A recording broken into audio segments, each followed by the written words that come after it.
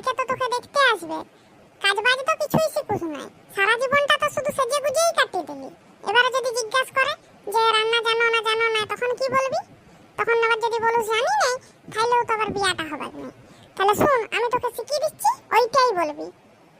হ্যাঁ, ওরা আবার মাংস বেশি পছন্দ করে, হয়তো ওইটাই জিজ্ঞাসা করবে। তুমি বরং বাবা মাংস রান্নাটা ভালো করে শিখিয়ে দাও। ঠিক আছে, একটু বলে দাও তাইলে। তবে শুন, বলবি প্রথমে কাটবো, দিয়ে কেটে নুন হলুদ মাখাবো, দিয়ে কড়াইয়ে মশলাটা ভালো করে কষিয়ে ওইটা ঢেলে দেবো, দিয়ে ভালো করে ওইটা কষিয়ে আর জল ঢেলে দেবো। ঠিক আছে মা, আমি তাই বলবো। আমাদের মেয়েকে কিছু প্রশ্ন ছিল। এ আবার কি কথা দিদি? আমার মেয়েকে আপনি প্রশ্ন করবেন, এটা আবার জিজ্ঞাসা করতে হবে?